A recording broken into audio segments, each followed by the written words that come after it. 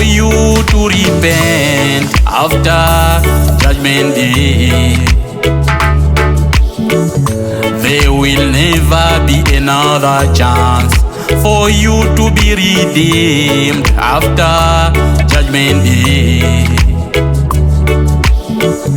Your actions determines where you will go. Your good deeds determines where you will rest. Your wrongdoing determines where you will be.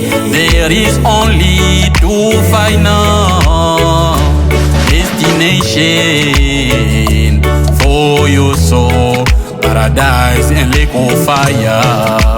Final destination on Judgment Day. You will reap what you sow.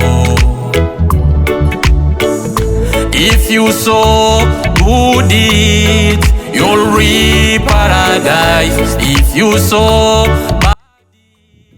Hii nyumba kama jinsi mnavyoiona, yani ilijengwa, ilikuwa mpya, yani ilitoa tofali, kila kitu, wakajenga, wakatia hiyo roof kama jinsi mnavyoona, yani ilikuwa mpya kabisa hii nyumba kama jinsi mnavyoona. Hadi na watu wakamia hapa. Watu ambao walihamia hapa waliishi hapa, walifanya maisha yao hapa. Yani hata mwanzo wakati walikuwa wanaanza kuishi hii nafasi, hawakufikiri kama hii nyumba inaweza kufikia kuwa hivi. Kwa hapa sasa jinsi mnaona hawaishi tena hapa. Yani mwanzo wa hii nyumba na jinsi mnavyoiona hapa sasa, yani inaanza kuelekea mwisho wake. Yani hadi itaanguka na itabomoka. Ilijengwa, watu waliishi hapa, na walioishi hapa kama jinsi mnaona wote hawapo. Wameisha tuaga, wameisha aga dunia, wameisha fariki, nao kama jinsi mnaona hawaishi hapa. Maisha yao pia ilianza wakati walizaliwa na ikaisha. Nyumba yenyewe pia ambapo waliishi kama jinsi mnaona inaelekea nayo mwisho. Yani ilikuwa mpya, ilijengwa, nayo pia inaelekea mwisho. Yani hakuna kitu ambacho kitaishi milele. Kila kitu kina mwanzo na kina mwisho. Kila kitu kitapita, ila Mungu peke yake wa milele, yeye ataishi milele.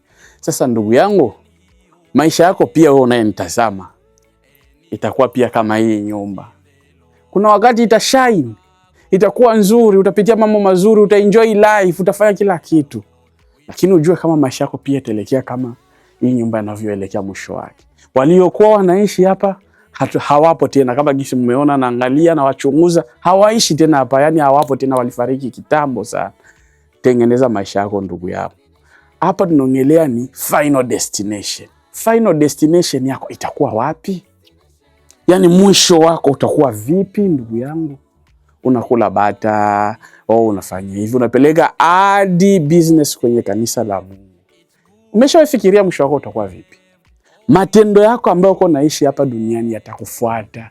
Siku ya hukumu, hayo matendo yako ndio yatakuambia kama utaenda motoni, kisiwa cha kisiwa cha moto au paradiso. Yani kama hii nyumba yangu hapa, ni muda mzuri wa kutengeneza maisha yako yakuwe maisha mazuri, kumtumikia Mungu, kumjali Mungu, kutubu makosa yetu, kwa sababu wa milele peke yake ni Mungu, Alfa na Omega. Kwa hiyo ndugu, mimi nikukumbushe tu, kama jina langu naitwa Atanazi Mukea, Frere Atanazi Mukea, ni mwimbaji wa nyimbo za Injili. Hiyo album, hiyo tarehe 1st of August itakuwa kwenye digital platforms yote ya market, yani utainunua huko na utaisikia. Album nzuri sana na ujumbe mzuri zaidi wa wokovu, yani ina message nzuri sana. Utacheza, tutamsifu Mungu, tutamwabudu Mungu kwa nyimbo ilikuwa kwenye hiyo album. Yani karibu sana.